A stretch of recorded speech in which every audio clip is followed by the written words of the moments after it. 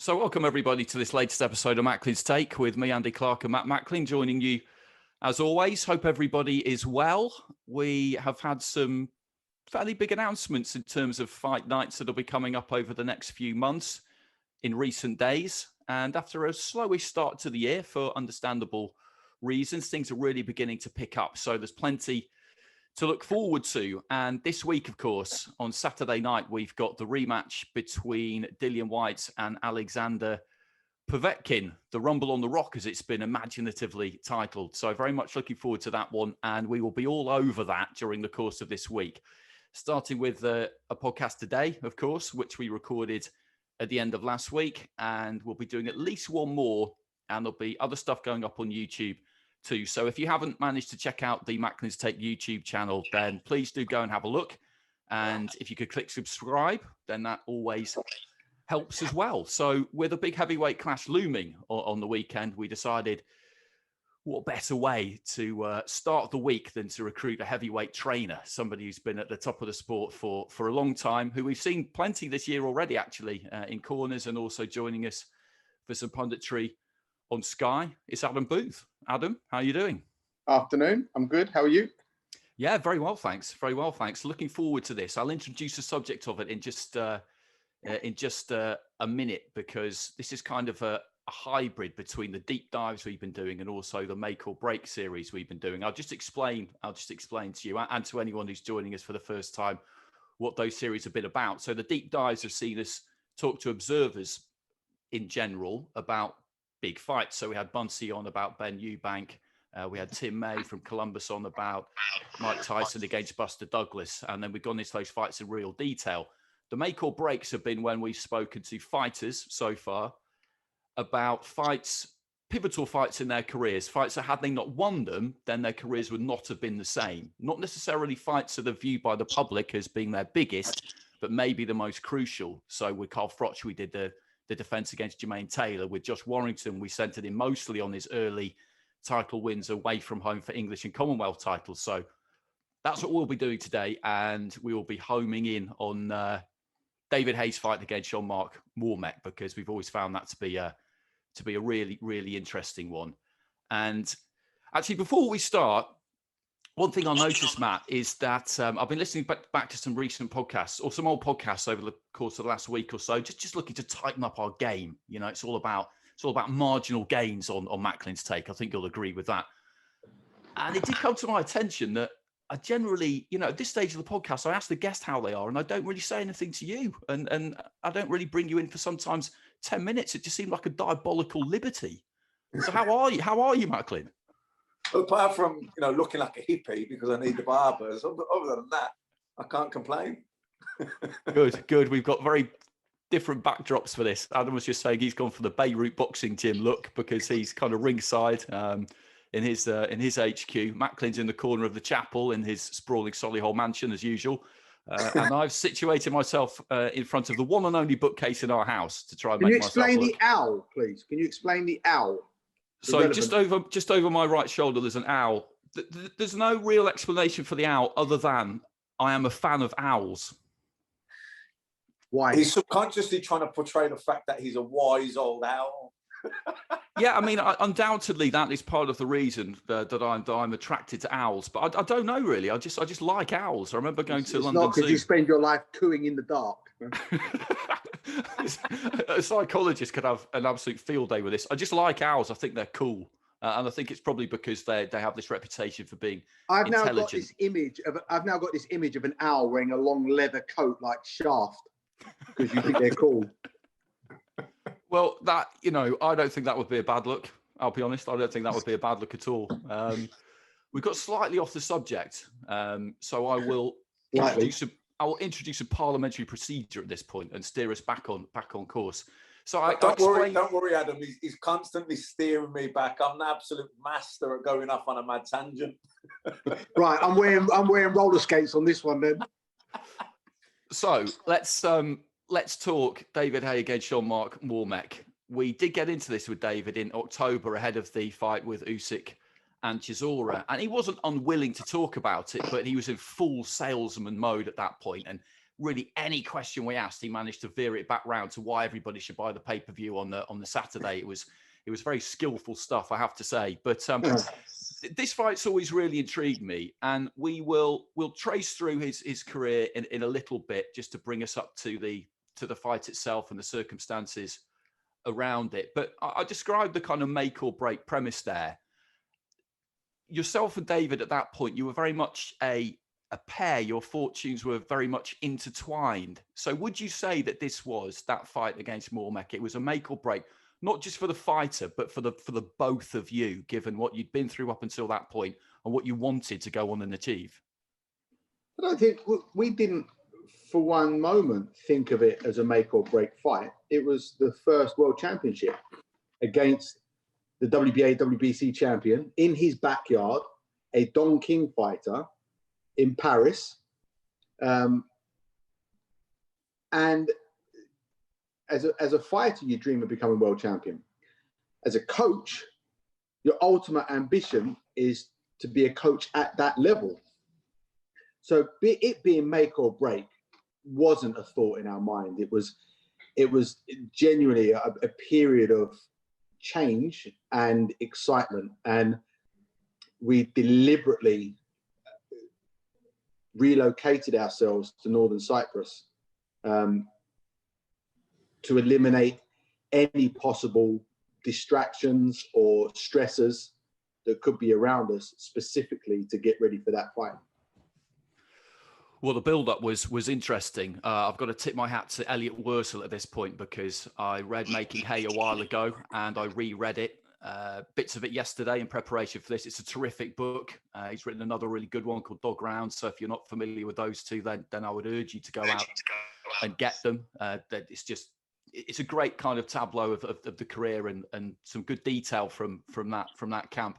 But before we go further, what we usually do at this stage is that me and Matt will kind of fill people in on where we were and what we were doing with regard to this fight. Now, the strange thing about this fight, and this will be a theme, is that it went under the radar at the time and somehow has remained under the radar since, because going away to a unified champion's backyard and relieving him of multiple world titles is an enormous achievement. I was thinking this morning about fighters who have managed to do this, British fighters.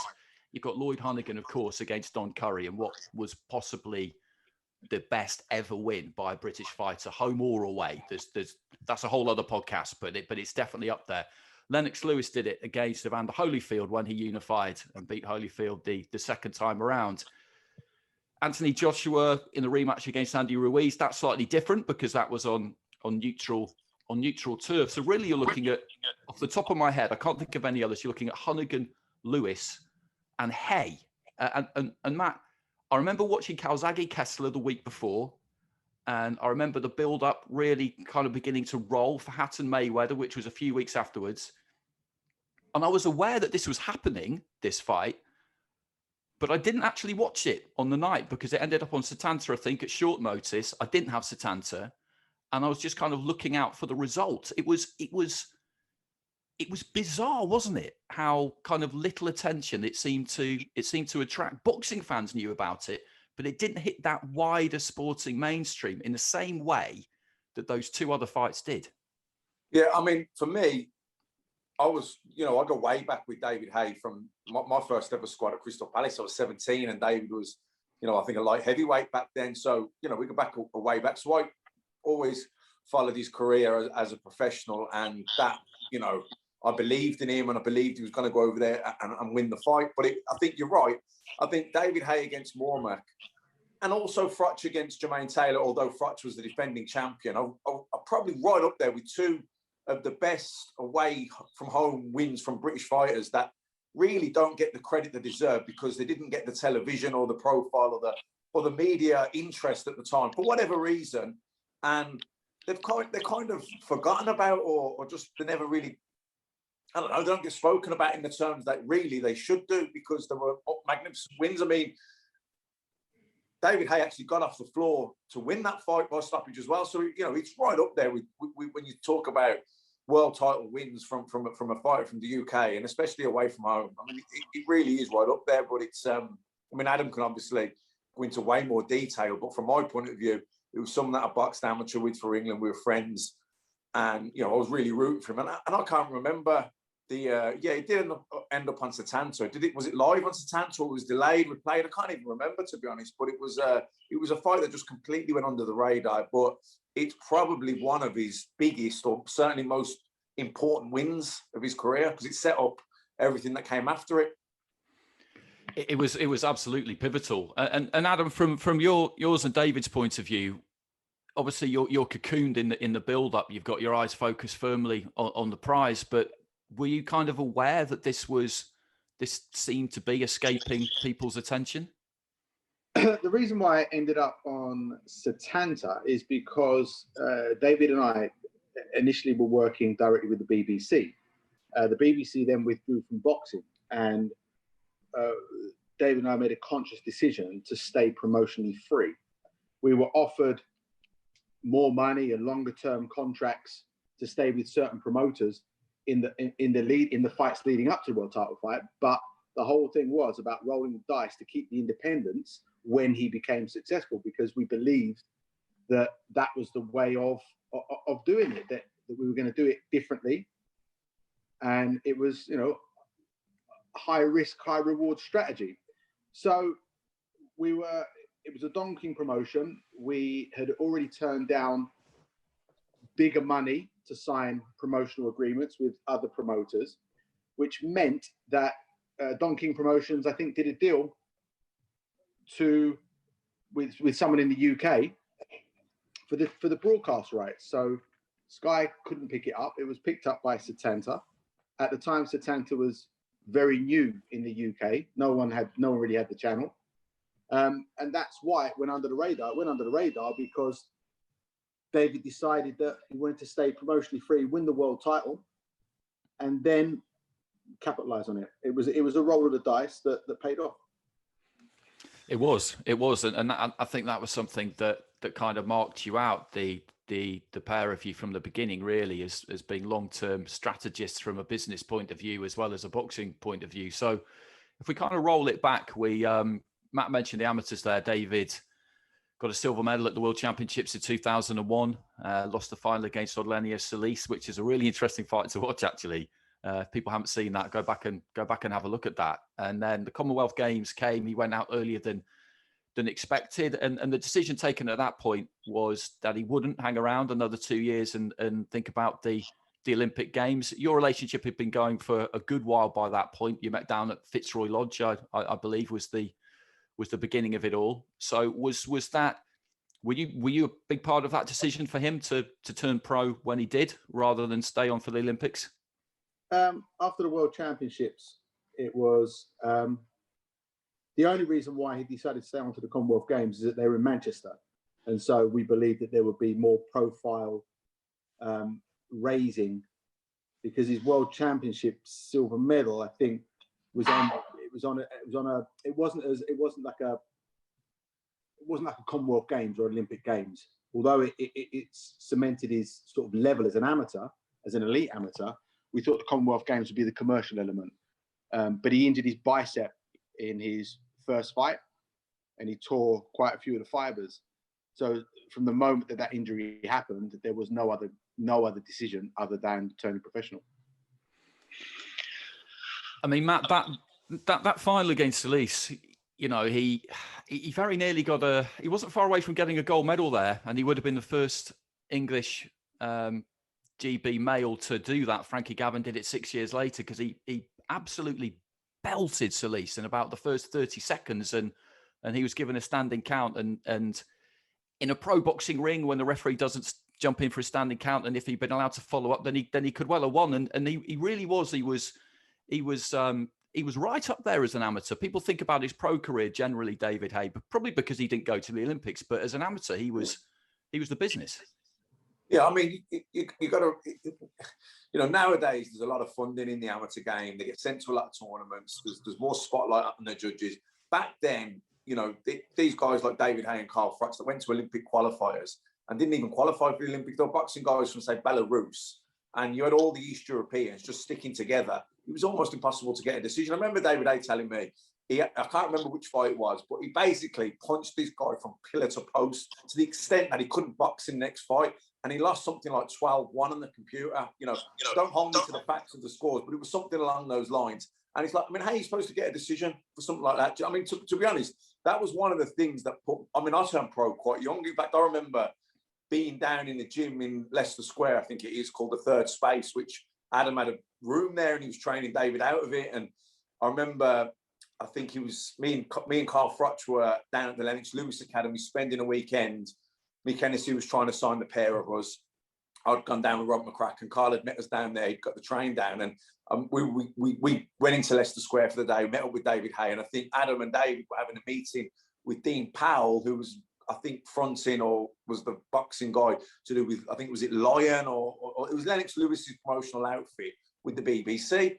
But as I say, I remember at that point, I think Carl was 25. He'd won the bronze medal in the World Championships.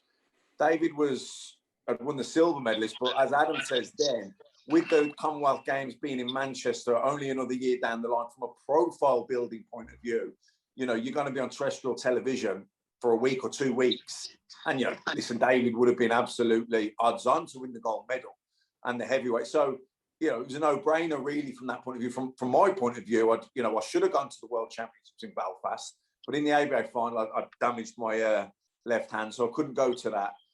And I don't know, I had no intentions of turning professional. It all just happened so quick. But, obviously, David had Adam. It was very kind of strategic in how they were making their moves about, setting things out, really, and having a proper plan and moving towards that. But I've gone off key now. Where I was going.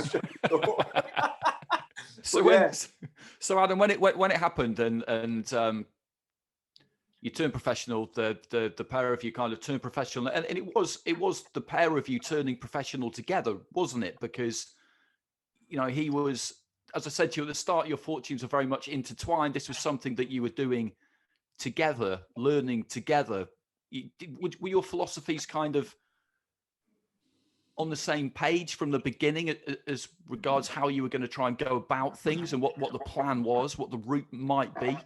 Well, our relationship was kind of galvanized a little bit in the amateurs because David was, I think they call him podium boxer now, right?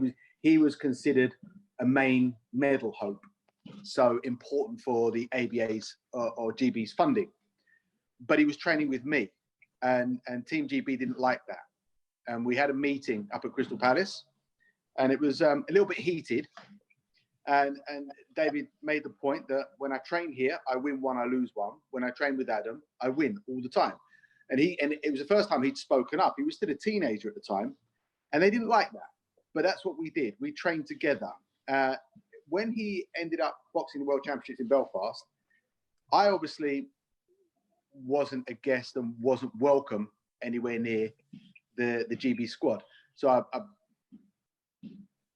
flew out there myself, stayed in a B&B, bought my ticket to every event that David was boxing, and I actually bought a ticket to every night of boxing.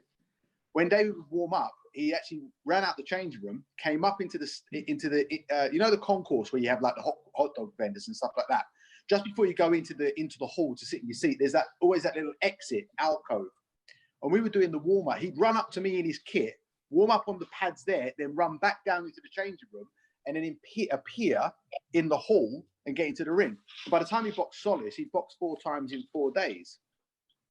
So our exclusion from the establishment and our relationship of thinking, right, well, everyone else is just going to be us and we're going to do it our way, kind of carried on into the pros when we were fortunate enough to have an introduction to the BBC, where because Audley Harrison had opened the door to fighters working directly with the BBC, and David was the second one or was the next one to benefit from that. So we had a direct relationship with the BBC, and it was we chose which promoter we worked with on a short-term basis, and that promoter would get the show on the BBC. And so, we had bargaining power turning professional because we had the broadcaster behind us.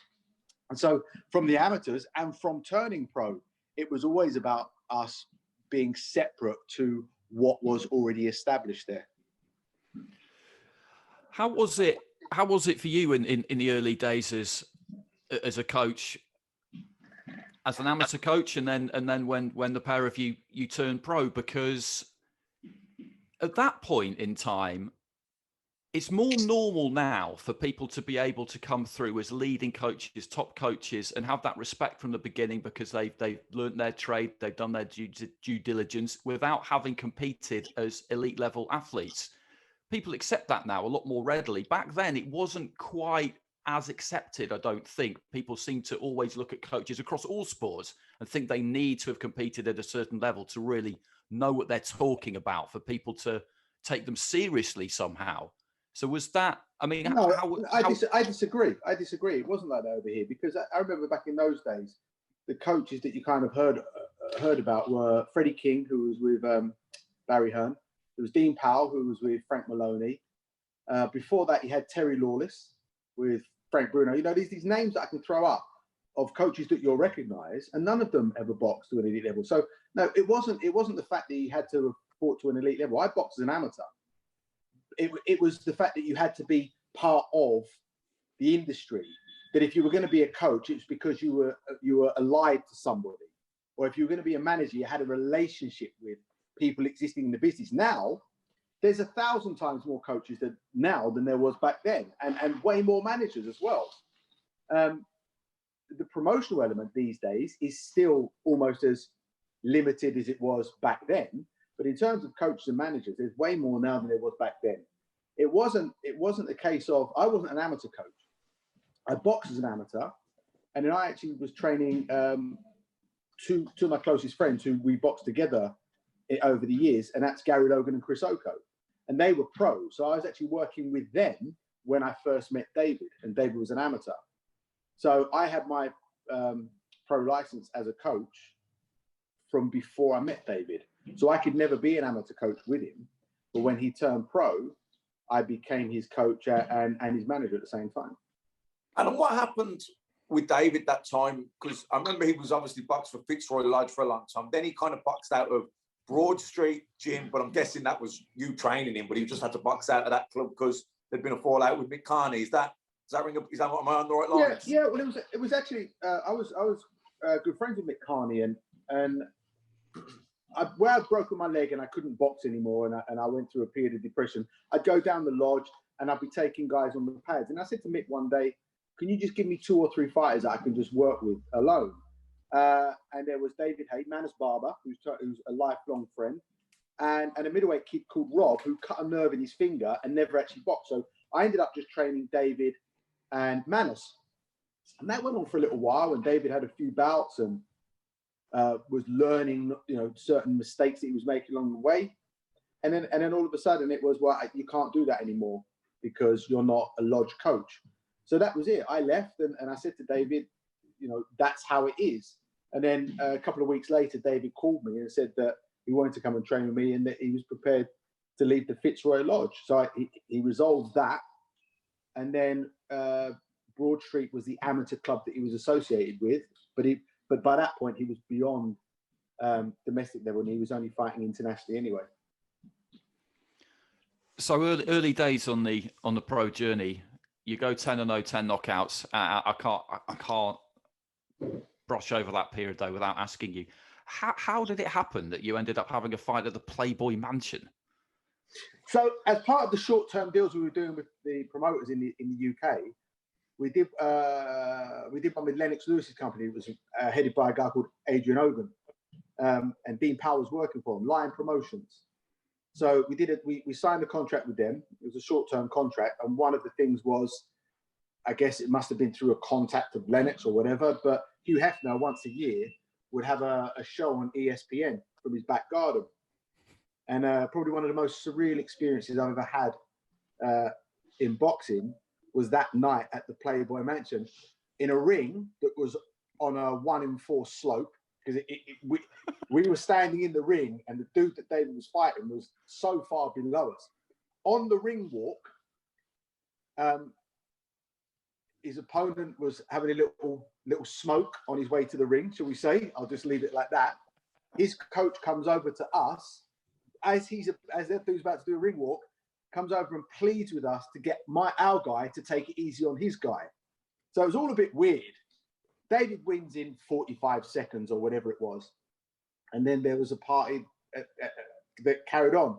And I remember, I'll never forget, I went to get a hot dog because they had these little hot dog stands, and I'm standing there waiting for the tongs for the onions or something like that. So I'm looking at the food, and a dude hands me the tongs. It was James Caan, the actor. Wow. So I've looked at him, dabbled the tongs into the onions, put the onions on my hot dog, turned around to hand it to the dude behind me. It was Will Smith. And so, and honestly, the night got more surreal than that as it went on. So, yeah, the Playboy Mansion's a funny little chapter. Oh, it just, when you look at the record, I knew it had happened, but I just kind of just thought, why has no one ever asked them about this? I think it's the only one of his fights that never got televised. Right, yeah. I mean, that would make sense. Vance Mann, I think, was the guy he was in with. 54 seconds. Vance Win, that's it. 54 seconds. I mean, it kind of sounds like a more adult version of Fight Camp. Hugh Hefner's back garden rather than Eddie Hearn's. Yeah, I think back garden is the only comparison you can make there. Well, there was just no way, Matt. There was just absolutely no chance that we could get past that section of the journey without asking about that. So at 10-0, 10 knockouts, then came the fight against Carl Thompson. I went to that fight actually, and didn't turn out the way that you wanted it to that night, like it did with Josh against David Avanesian a few weeks ago. People drew parallels in the immediate aftermath of that fight between the two. So how was that? Can I say a little something here? Sure. This is something I haven't said to anyone other than Josh, and that is that the similarities and the coincidences of David Haye's loss to Carl Thompson and Josh's loss to David Avanesian are frightening. Another strange experience in my boxing career. From my perspective, I take a talented fighter who's already beaten a former world champion on his up-and-coming career, who's got 10 wins, to Wembley Arena to fight a former world champion, known for his toughness and his power. My fighter hurts the other dude in the second round and rushes in a bit like a novice, gets stunned a little bit.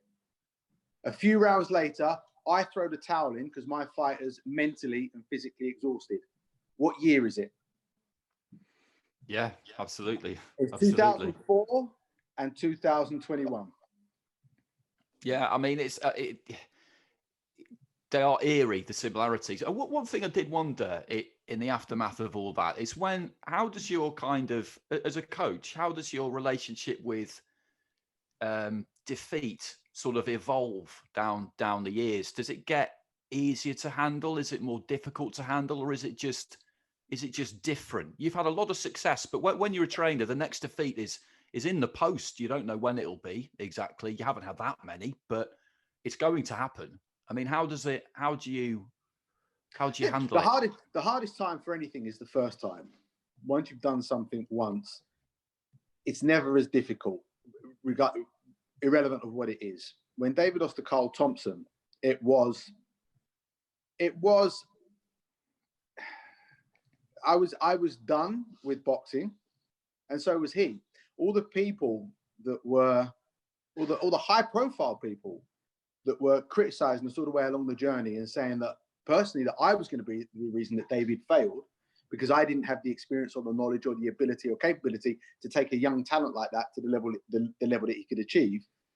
That after his loss, I personally felt a very public backlash. We didn't have Twitter and Instagram, so it could have been worse, but it was.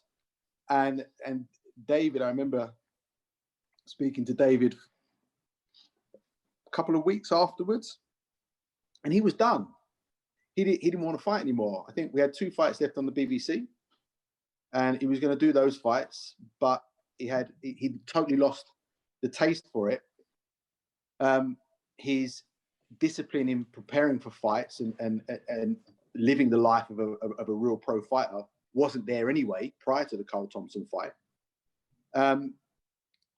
And it genuinely felt like, okay, well, this is probably the end of the journey. But in the subsequent 2 fights, his next one after losing to Carl Thompson was against Valery Simishko. And thankfully, David got rid of him in the first round because he was so out of shape for that fight. I've never known him to be that unfit and that out of shape. I remember taking his T-shirt off just before he went to ring center after the ring announcements. As I lifted his T-shirt up, his gut went over the top of his shorts. And I remember thinking, oh my, I didn't think it was that bad. He had his hair out in a big afro to try and balance out the fact that his waistline was a little bit wider, and hit Simishko with a left hook to the body in the first round, and we got out of dodge really quickly. So that was the first one. And the plan was always that was probably going to be it. But then over the next few weeks, I could see that his flavor and the taste for training again had come back. And so had mine. So his last fight, the fight that he was planning to be his last professional fight, I made it against a dude that had fought Roy Jones called Glenn Kelly. Glenn Kelly, I think, yeah. I keep thinking Gene Kelly every time I say that. Glenn Kelly. And Glenn Kelly was the right type of dude for David to fight because it was always going to be an easy fight for him.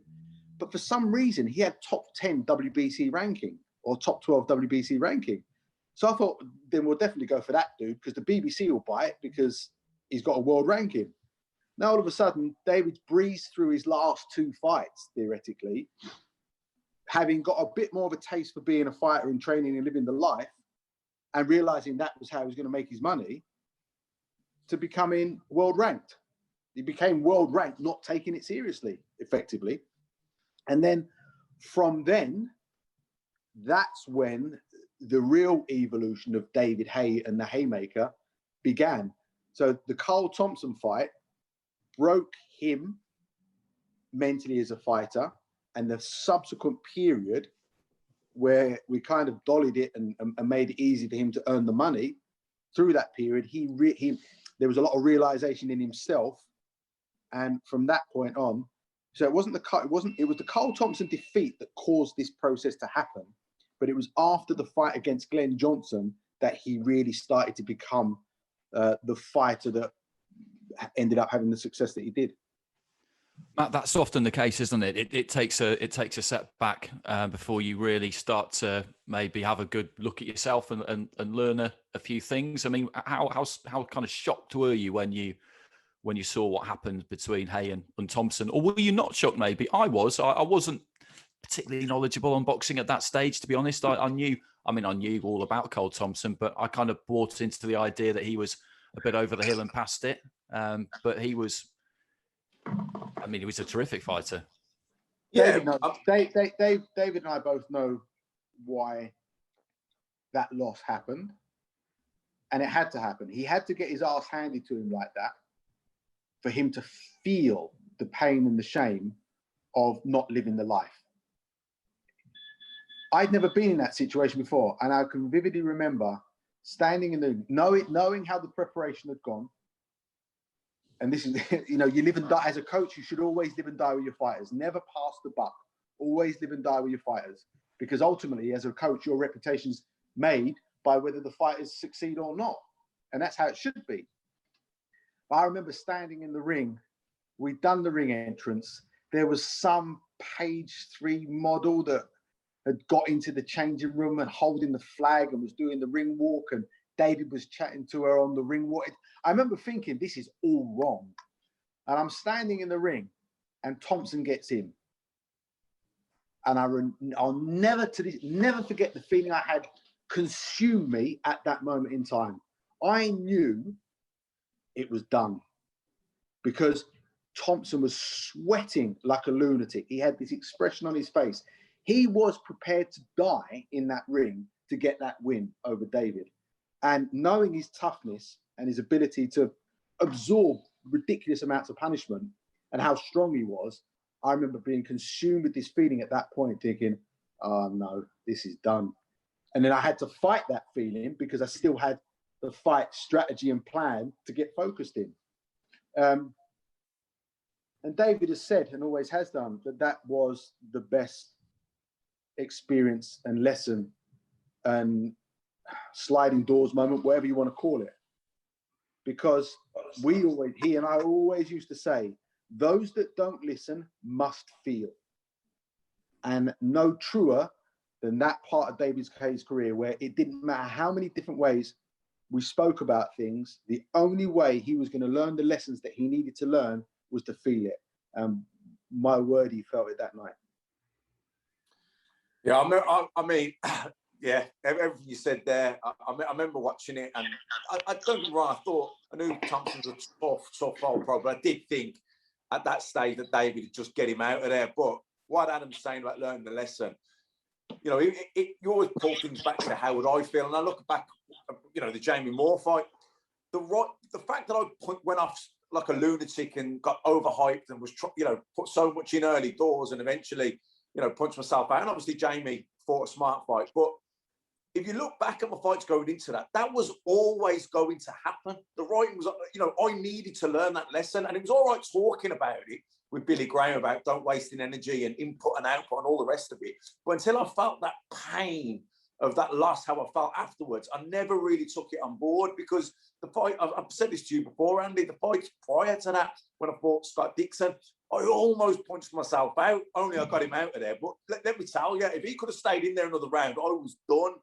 Michael Monaghan, I knocked him out in the 5th round. Another round, I was done. I punched myself. I tried to sprint the marathon, and I kept trying to do it. And it wasn't until I tasted the pain after the Jamie Moore fight, that was when I learned to pace things a bit better. And, you know, it wasn't about being super fit, because those fights that I nearly punched myself out in, I was super fit for those fights. No matter how fit you are, if you try and sprint the marathon, you hit this lacto level and you just don't come back from it. And it wasn't until I tasted that defeat that I took proper stock and learned to take things a bit slower. So, you know, what Adam's saying there about David Haye, it was, you know, I'm sure Adam was drumming it into him, the lesson prior to the fight. I'm sure he was constantly saying to him, listen, you've got to change. But it wasn't until he tasted that pain that he was, you know, that he could hear him. So just before we kind of move things on a little bit further towards the Mormeck fight, you said there, Adam, that you were under heavy fire after that first defeat. And I guess, were you expecting it? Did you always kind of know that because he was this celebrated amateur fighter? Was your feeling basically that within boxing people were kind of, not everybody, but people were maybe itching to have an excuse to throw you on the scrap heap? Yeah, I knew I wasn't liked. That I did know, and I didn't care. And I think that was the sort of connection between David and I, because there was 12 years. We had 12 years difference, and I remember when I used to box and when I used to play football, I would never listen to the coaches, because the things they said never echoed the visions and the imagination that I had. And I think David and I had that connection, that we kind of saw things different, that we believed we saw things differently, and weren't prepared to be held back by the tried and tested route to failure.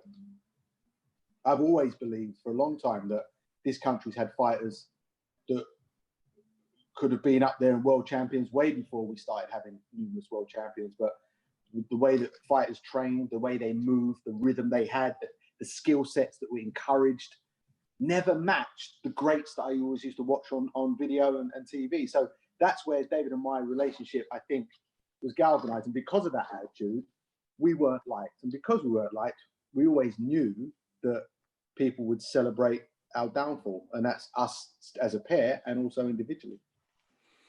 It's the way of the world. It's what happens. And you have to develop a thick skin, don't you, as quickly as you possibly can. And what I realized, and the one thing I say to every fighter in my gym now is, I ask them, how would you feel if you're sitting at home, you just had your tea, you've done your training, you're watching TV, and some random dude comes into your house and start saying that you're crap at this, you're ugly, you can't do that, and you're gonna look, you wouldn't take them seriously. But yet, those people can come into our bedrooms or living rooms, numerous of them every day, through social media. And it's the biggest lesson, I think, is to ignore the opinions of anyone that don't matter to you. Yeah, Adam, talking there, I mean, I don't want to drift off, and Andy will pull me back if you do, but talking there, you said about you said it was almost uncanny, the similarities between Josh Kelly's fight with Avanesian and also David Haye with Carl Thompson. Yeah, the statistics. And I think, you know, it's fair to say probably in some ways that loss was probably the making of David Haye. Yep. Where do you feel now with Josh? What do you think he needed to learn that he learned from the fight and moving forward? The reasons. So statistically, there's a bizarre irony for me personally, but the reasons behind each loss are completely different. Josh's loss has got nothing to do with his ability or his conditioning or his skill sets. And so the reasons why Josh has lost and the reason why David lost, completely opposite. But statistically, when you look at the numbers and they had that many fights, David Haye beat Arthur Williams, who was a former world champion. Josh had beaten Carlos Molina, who was a former world champion. So it was uncanny. I throw the towel in the 5th round in one fight, the 6th round in the other, and it's bizarre. Can I tell you a little funny story? When I threw the towel in, so after the 2nd round against Carl Thompson, David was finished. You know, he talked about lactic. It was in every part of his body. After the fight, I couldn't understand how it had gone to the 5th round, except Carl had taken such a shellacking that he didn't realise for a couple of rounds that he should actually put his foot on the gas. But at the point when I threw the towel in, I remember turning round and I couldn't find a towel. The only towel I had was soaking wet. And obviously in that moment, I just want to protect him. I want to stop the fight so he doesn't take that next shot. So I've grabbed this wet towel and I've thrown it. Luckily, it went past the eye line of Terry O'Connor, I think was the referee, because it was so wet, it shot straight out the other side of the ring and landed in the face of one of the referees sitting, waiting to do a fight. I know, it's literally, if you watch it, it goes flying out the other side of the ring. This time, when again, you, as a coach, you always know what the build up to a fight is, and you know what's going on in the fighter's mind. And when I realized I needed to throw the towel in, it was the same scenario. It was a soaking wet towel. And I remember subconsciously there was this thing that came. If you look, I actually sort of dolly throw it. You do. You lob it up. So he sees it, because I was worried about the towel flying out the other side of the ring and him not seeing it. I just wanted to stop the fight, and I ended up doing this sort of little netball throw with this wet towel. Yeah, you did. You kind of you lobbed it up there like a flare. I noticed that at the time because it kind of arced into the ring, and I think the referee might even have caught it, or it landed on the ref, and it was yeah, as you say, the similarities between those two. You said there that you're aware of the reasons why Josh lost that fight. I don't imagine that's something that you could share with us today, but it's obviously the key point is being able to identify those reasons. And just to go back to the social media thing, because I was rewatching The Thick of It the other day, the political satire some of it. Brilliant program. It's absolutely tremendous. And that was kind of before, there's a point to this story. People think there isn't, but there is. That was kind of before mainstream Twitter, Instagram, all that kind of thing. But in one episode, so Peter Mannion, who's the minister, one of his kind of underlings says, I've started a departmental blog where we can invite people in the general public to comment on, what you're doing and stuff like that. And he just said, don't do that. Don't do that. Or you're opening the door to the shit room. You're just opening the door to a room where everyone tells you how shit you are. That's it, isn't it? That's exactly what it is. That's exactly what it is. So the train really got back on the tracks, winning the European title. You went to some fairly unglamorous locations on that kind of road back. No disrespect, but they weren't. It wasn't Las Vegas or Madison Square Garden and Wembley Stadium. The Playboy Mansion. Or the Playboy Mansion. But you got the European title, and then came a fight in late 2006 against Jacob Fragomeni, which turned out to be the final defense of it, because it made you mandatory for the WBC. Let me just say something about that. Matt, you remember that you referred to a fight where David totally dominated this dude? It was Fragomeni. Yeah, 15-1, I think it was. Yeah. And like, if you look at the end of the first round or the second round, whoever was in David's corner tells David the score, and you see David tries to get up off the stool in a panic because he can't believe he's being screwed, and they push him back down in the seat as if to say, "Shut up, son, and take the loss." And that was the fight against Fragomeni. Yeah. I remember. I wasn't sure it was Fragomeni. That's why I didn't say his name. But now that you said it, I kind of remember that. Yeah. Well, when they met again in the pros, it was a brilliant fight. York Hall won by late stoppage. So showed that he could carry that power late. It was just really, really good to watch. And then you were kind of waiting, weren't you? Because O'Neill Bell had beaten Marc Mormeck to win the WBC, WBA, and IBF in the January of 2006. And then they rematched in 2007 in March, by which point the IBF had disappeared. They'd stripped. That belt was gone. But whoever won that fight was just so clearly the man in the division.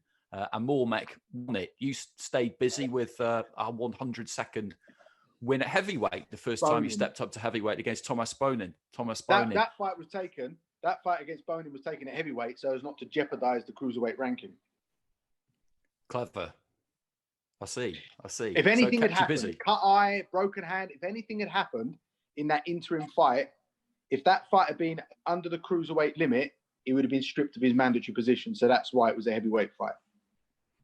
I always wondered about that because it kind of sticks out on the record as I just wondered whether you were maybe kind of like testing the water, but I guess it was always the plan to make that step up. And so the fight was originally set for late September against Mormeck. It was always going to be away in Paris, and he had the WBC and the WBA. It ended up being in early November.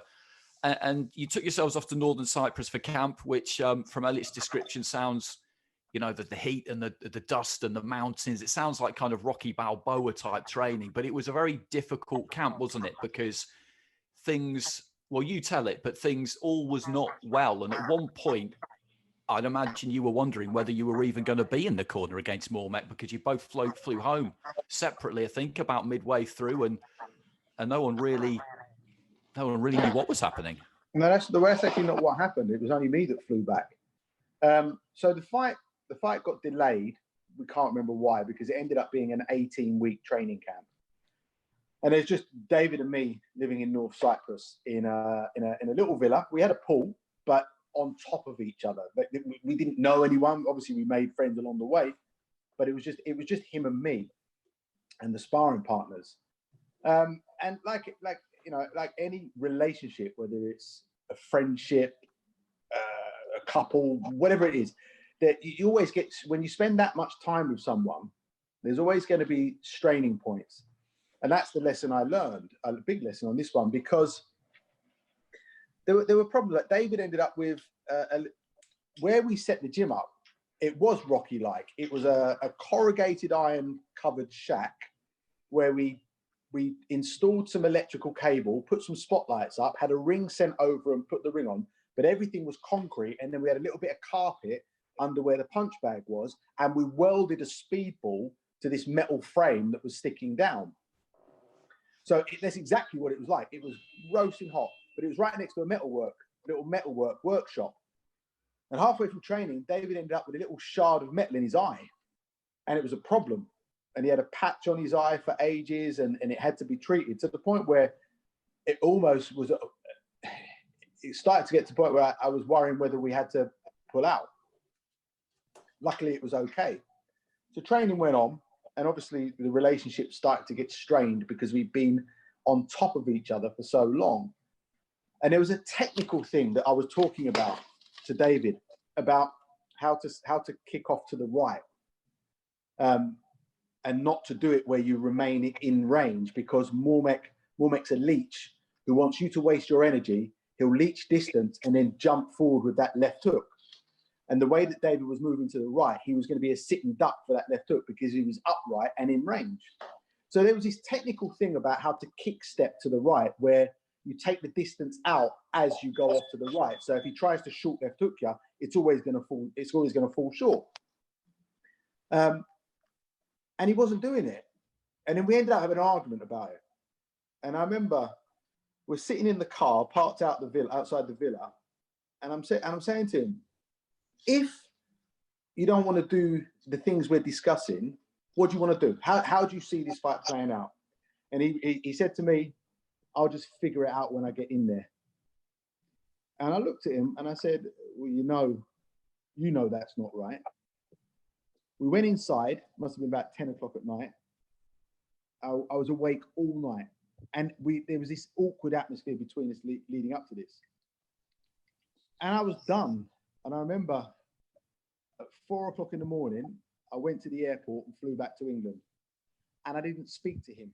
And I didn't hear from him. We didn't speak to each other for 2 weeks. And it was a torturous 2 weeks because obviously we were friends as well as manager, coach, fighter. But there have been so many little straining points that this was the final straw. And the manner of the conversation that came out, it's a lot more protracted than what I just told you. So I'm back in England. I didn't know whether he was training. I didn't know what was happening. Just didn't speak to him. I was done. And it was my journey for the first time as well. Remember, like I'd never taken a fight to a world title, and a very specific type of character we're talking about as well. And then it was after a couple of weeks, and there would only been about 4 weeks of training left. I went back, went into the villa. He's there. I got back in the morning. Not a word passed between us. I've gone in my bedroom, unpacked. All day, we're in the villa or by the pool, not saying a word to each other. I can't begin to explain how fucking awkward that was. But I was, as far as I was righteous. He obviously felt he was righteous, but it was weird. Mm-hmm. And then he said to me about 5 o'clock, what time's training? And I just looked at him and I said, do what you want. And he said 7 o'clock. But that was it. I didn't say, all right, I'll see you at 7. He said we were still being arsy with each other. So that's it. 7 o'clock comes, he's gone to the gym. I didn't go. And at about 8 o'clock, I'm sitting there, I'm thinking, it's hard to explain the level of confusion and uncomfortable thought process when you're doing this the first time. So I drove to the gym and he's in the ring, shadowboxing. So I went and sat down. And as I'm sitting down, I'm watching him, he starts to demonstrate the technical point that we couldn't agree on before I flew back. And it was obviously, he was letting me know, without saying it, he was prepared to listen. So I then said, I noticed he was doing this kick step off to the right, how we were talking about it, but there was something that wasn't quite right with it. So I said, when you do that, and as soon as the word when came out of my mouth, he stared at me. And I knew from that point that we were over that bizarre period of time. And from that point until the fight, it's never gone better in a preparation for a fight. Matt, have you ever had that? Not necessarily with you and your own trainer, if it hasn't happened with you and whoever was training you, or maybe you've been in a gym and witnessed it between another fighter and another trainer where it's just very strained and very awkward and nobody really knows what to say. Maybe not to that degree that Adam's describing there, but I've seen Ricky Hatton and Billy Graham. You know, I've seen it when things aren't working, and then I've seen it click with them. Do you know what I mean? They had a very close relationship. We had Ricky from an amateur, 16, 17 years old, so they were very much in sync. As was Adam with David. So that's probably the closest I've seen to what Adam was describing there. But I was thinking about it as he was describing. I was thinking, can you imagine the awkwardness of the silence?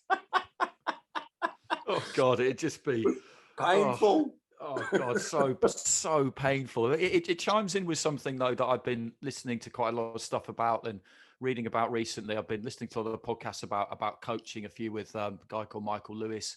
Just starting to read this book called The Inner Game of Tennis with a guy called Timothy Galway. And basically what it kind of talks about is that as far as possible, there's a school of thought that as far as possible, coaches should allow athletes to try and figure things out for themselves, particularly at kind of elite level, where really they know what to do or they're capable of doing things, but you can't kind of browbeat them into doing what you think or know they should do, because that won't work. You'll just get a clash. Is that kind of what happened? Were you convinced that your strategy was right? You just had to wait for him to get on board with it, but you knew you couldn't. If you tried to ram it down his throat, that wasn't going to work either. Well, you actually, I think what you've just said covers 2 points. Let's go back to the first one. You are absolutely right. Coaching, let's talk about boxing. Coaching isn't about nice little pad work routines. That's just an exercise drill that keeps the fighter entertained and stimulated through a long, boring career of being a professional athlete. That's what pad work is. But it seems to be the only thing that people are interested in seeing these days. Coaching is about whatever you believe, whatever knowledge you want to impart, you need to get it across using as few words as possible. And in this sport, and in elite sport, the best make decisions subconsciously in fractions of seconds. Fractions of seconds. Now, if you give a verbal command that they hear and have to process, if you're telling them specifically what to do in the heat of the battle, it's gonna take too long for them to process and execute. For example, I always pay attention to things that I hear other coaches say. And if I hear other coaches prescribing which punches to throw, I always think you got a problem. Because if you're saying double jab right hand or jab to the head, jab to the body, while the battle is going on, firstly, not only can the other fighter hear what you're telling him to do, but secondly, you're interrupting his subconscious. Coaches and athletes always talk about being in the moment. That incredible feeling when you're just doing, you're not thinking, and it's all happening subconsciously and instinctively, because you've drilled it and seen it so many times that when a moment presents itself to you, your mind subconsciously knows how to react and you subconsciously make those decisions. It's not, oh, he's throwing his jab like this, so I need to dip down. Too late, you've just been hit 4 times. So absolutely, fighters, the most important thing a fighter has to be able to do is think for himself. Any elite athlete has to be able to think for themselves in the heat of the battle. As a coach, before a fight, you should have drilled and rehearsed all the scenarios that you believe may play out, good and bad, physical, technical, or emotional, or mental. So that as a coach, if you feel that you want to guide them slightly differently, rather than saying, do this, do this, do this, do this, and then do that, you have a phrase. It might be 1 word or 2 words. And that phrase triggers something you've done thousands of times already that they subconsciously react to. Do you understand what I'm saying? Yeah, 100%. Like I said, I've said this loads of times. When you're in the heat of the battle, things just have to happen. It's already programmed into you, and then it's kicking that. It's like, as you described it better than I can. It's then, like if you've got to think about the shot, I'm going to slip this and throw that. You've missed it. It's gone. It's happened. You're talking absolute fractions of seconds. That's why people repeat drills. It's repetitions. It's boring. It's mundane. But you're programming yourself into every possible eventuality of how you believe the fight could play out. And it could be plan A, B, C, D, E. And it's just making those adjustments. And it's switching from one to the other. So if you want, I don't want to drag this on too long, but I think we've been on doing this for an hour now, but I can tell you about the technical issue that there was about the Mormeck fight.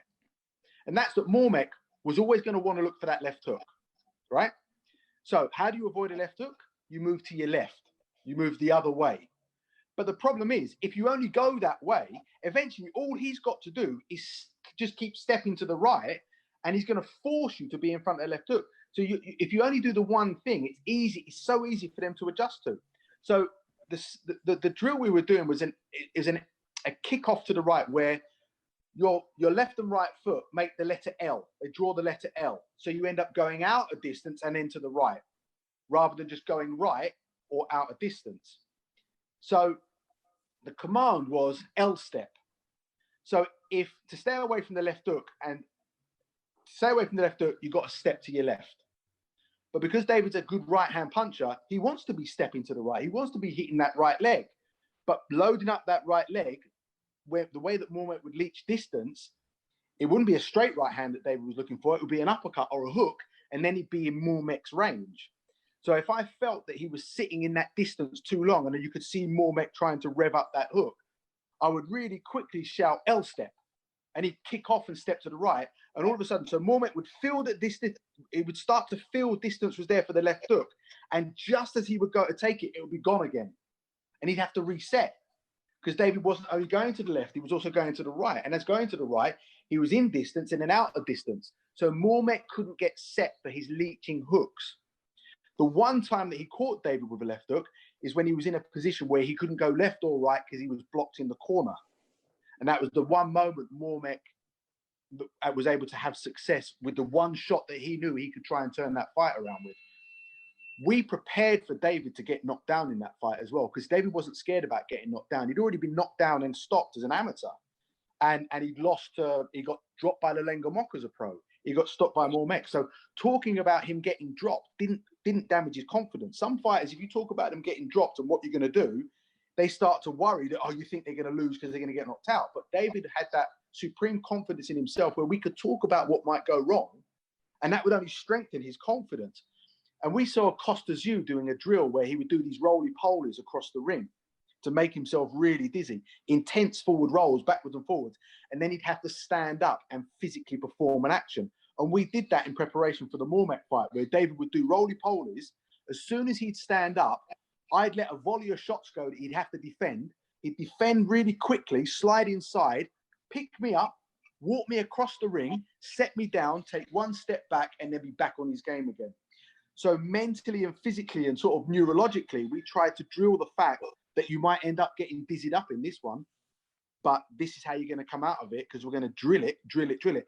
And if you look at the moment when he gets dropped by Mormeck, by the left hook, obviously it's our first world title fight. He gets dropped. I see his legs do this funny thing.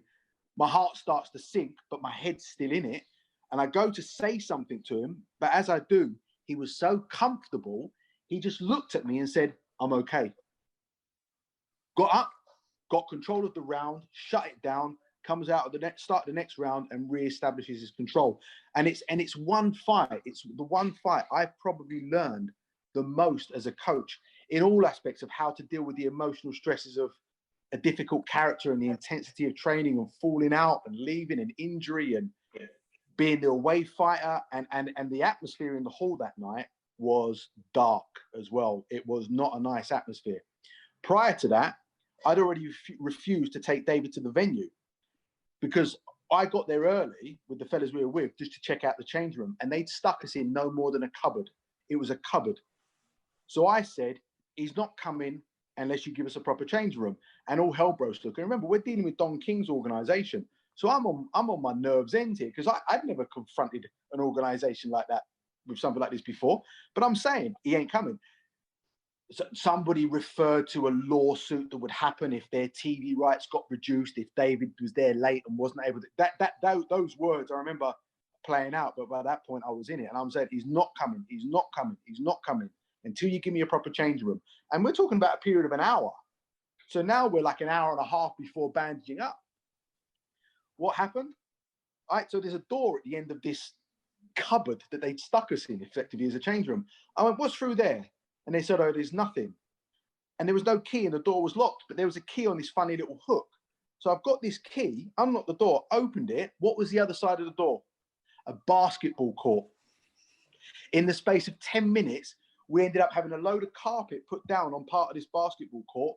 They bring David in, and that's where we did our warm-up, on a basketball court that was the other side of a door that was in the cupboard where they wanted us to warm up in. The strokes that people pull, it's when we're talking to Frotch about this fight against Jermaine Taylor, they didn't pick him up to take him to the venue. Then his dressing room was freezing. Then they kept him in a holding area for 20 minutes for no good reason. These are the things that happen, and it's that kind of preparation. Like you said, you went down there early, and you could try and get to the bottom of it. As you said, the atmosphere in the arena was it was intense. That really did come through the TV. There were 3 national anthems as well. Frank Maloney up in the ring with you in his Union Jack suit. I'd forgotten about him being a part of it. I'd forgotten about him being a kind of part of yours and David's story. And that 4th round, as you described it there, that's so interesting to hear, because he gets stuck in the corner. The legs do go, but he manages to get through it and recover. And he came back strong in that 5th round. So, I mean, that usually when you see your man go down like that, and particularly with the way the legs reacted, that would be a cause for real concern. But by the sound of it, it was kind of the opposite. Well, that wasn't the first time that David's legs had been buzzed, whether in sparring or a fight. So it's not the first time he'd felt that feeling, but it was the first time he'd felt it in a world title fight. But there were a few real clear little things that we did in that fight. One thing I was convinced of is that Mormeck had quit in him. I was absolutely convinced of it, because that style that he had wasn't a risk-taking style.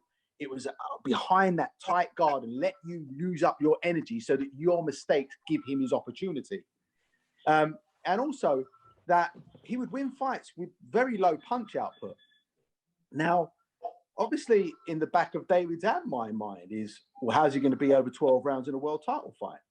So we came up with this plan to keep control of the first half of the fight, using as fewer punches as possible. And I had someone in the corner with a punch counter. And I think in between rounds, I think at one point you can hear him ask me, how many have I used?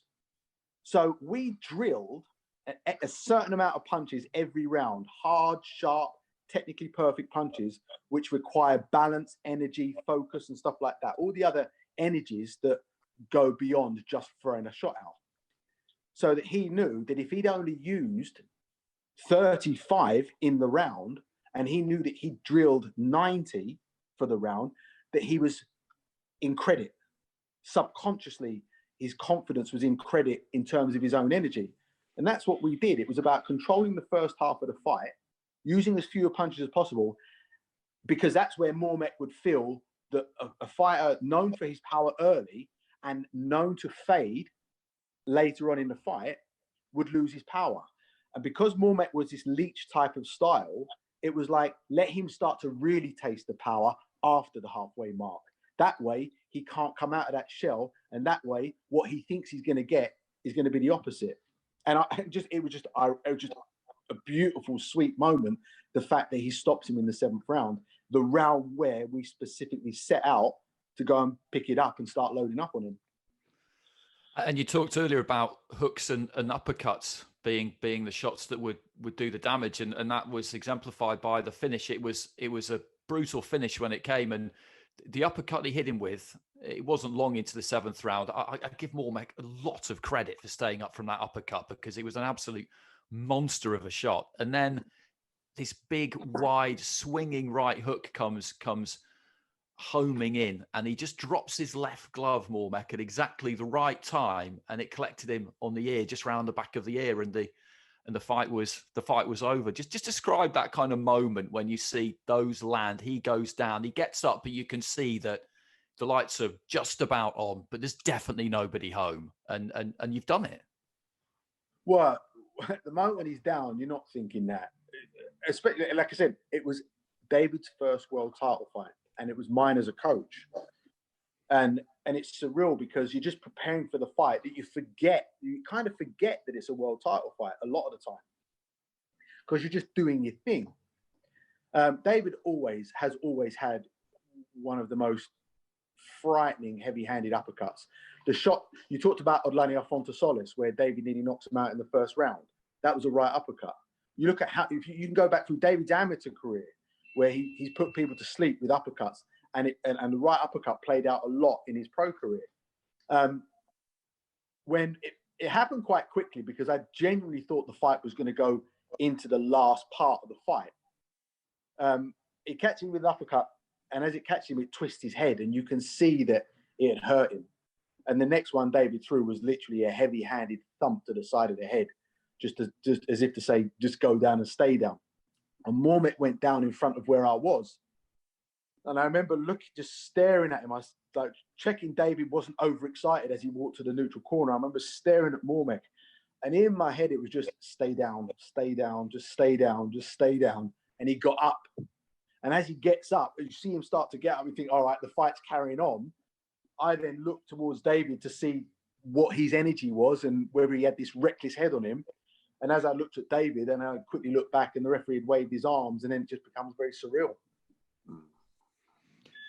Yeah, I mean, as I said, the conclusion when it came was fairly swift. But Matt, that's what David Haye could do. That's what David Haye could always do. Will probably always be able to do until he's like 85 years old. Is hurt people with that right hand. I mean, it was a massive win, and as we said at the start, it's one that doesn't get probably the credit and the place in the pantheon that it deserves.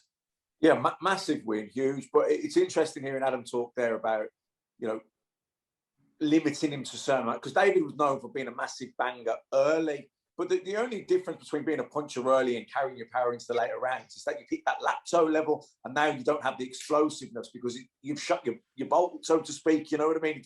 It's gone. So being conscious that this guy's going to try and drain you and look to come on, you need to be able to have that power late on in the fight, because that's when you're going to get the openings. But then it's boxing with that discipline to not be your normal self and to unload and go for it and get excited, and just to contain it so that when you do get the opening later on, when he does look to come, that's when you can nail him and have the power and to have that explosiveness still within you. So, I mean, that was interesting hearing it, but that's what happened basically. So when you plan tactically a fight and it plays out and you get it right, you know, whether it's a world title or a 6-rounder, there aren't many things sweeter, is there? It makes you a bit of a smart ass know-it-all in your own mind's eye until karma comes and slaps you back across the face again. But I mean, on that kind of note, did you? Was it kind of validation for you? Is that how you saw it? Maybe in the eyes of other people within British boxing. Now you're older, you would think about things differently, I'm sure. I didn't care. I genuinely didn't care. I've always tried to avoid absorbing compliments and praise, because they make me uncomfortable, because I'm naturally quite a shy person. So firstly, compliments and praise instinctively make me uncomfortable. So because I'm able to say thank you very much, but not absorb compliments, it's easy for me to totally ignore criticism. So I didn't care. I was just so happy that he'd done it, and that everything had gone the way it was.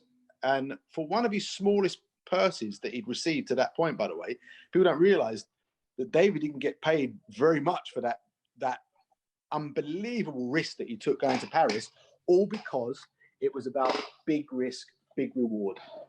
And for someone so genetically gifted and heavy-handed and athletically talented, it was definitely the right. I'm not saying that that's the right decision to make for all fighters, and the business is different now as well. But I think it was certainly the right choice. Well, next up came the unification against Enzo Mack, and then up to heavyweight, and there were many more chapters in the story with the two of you. We can't get into those today because you've already been very generous with your time, and I lied to you at the start. I lied to everybody I get on this podcast. I say it's going to take a certain amount of time, and it's just never ever true. But Andy, you're right, and that was the fight though, where you rolled the dice, like you say, big risk, big reward. So you're gambling, but you're backing yourself. You roll the dice, and then it's that win going abroad, not big money, blah blah blah. But that's then what set everything up after that. So it is that make or break fight in that sense.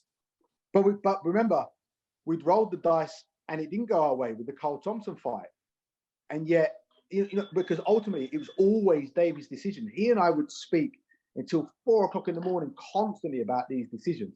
But it was always ultimately his responsibility, because it was his life and his career. He was the fighter. And so we'd rolled the dice in how we'd done it, and the Carl Thompson fight happened. But I don't think you would have thought the Carl Thompson fight at that time was really rolling the dice. You know, absolutely a heavy favourite, wasn't it? Absolutely, it was. It was, because it was his 10th. He'd had 10 pro fights. and you know, the rate that he had jumped to that level was quick. In hindsight, it was a roll of the dice. Yeah, At the time, you might be right. It's like, yeah, you got the skill set. Remember, I knew how the preparation for that fight had gone, so it really did feel like a roulette table by the time we stepped in the ring. But you know, every fight, as a manager, as a fighter, as a coach, we're in professional boxing, which means you get paid. If you get paid, you got to know what you're getting paid, and is the risk you're taking worth the reward you're going to get? That reward doesn't have to be short-term reward. Don't take the short change or the bigger purse now when you can take a much bigger purse later on down the line. And there's a much bigger story to be said about the whole Satanta Klitschko era as well, and how that just ended up working in David's favor. Well, it's always seemed to me that the absolute key in being able to employ a long-term strategy is rock solid self-belief in what you're doing. If you haven't got that, then I can see why people might go for the more short-term gains, things that look to be more within their reach. But speaking of people who roll the dice, just before we wind this up, Dillian Whyte's done that plenty of times over the course of his career in recent years.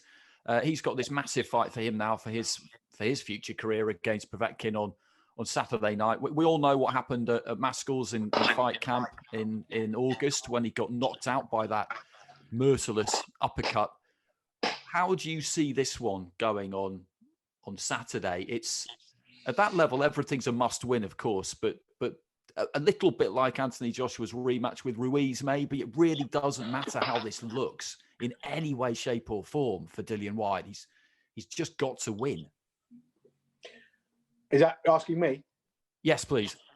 I think Dillian wins. I think Dillian wins for a few reasons. He is a risk taker and he is a bit fearless. He'll be cautious because obviously that's the second time he's been knocked out. But getting knocked out by AJ didn't stop him being a risk taker in his fights. So I don't see being stopped by Povetkin changing his character, because I know Dillian since he was a kickboxer. I think that Povetkin looked empty before he detonated that bomb in the first fight. So I think Dillian's got more fighting energy left in him than Povetkin has. Based on the fact that Dillian will be much cuter with how he goes about the job this time, I think Dillian will out-jab him, slow him down, break him down gradually, and get a stoppage. If it's not a quick one, because anything can happen in heavyweight boxing, my preferred prediction would be for Dillian in the second half of the fight. Okay. Well, Matt, me and you will get more into this during the course of the week. Looking forward to it. The Rumble on the Rock. They brought out a £2 coin with Dillian Whyte's head on it, I think, as a commemoration for the fight, which I've never heard of that before. I'm all over that. So we'll see how that one plays out. Adam, thanks very much for your time. It's great to catch up. Always really enjoy talking to you. And we'll see you again soon, hopefully. And everybody else, thanks for listening. Keep tuning in. Plenty more to come this week. As I said, if you can give us a rate and review, that would be magic. And we'll catch you again soon.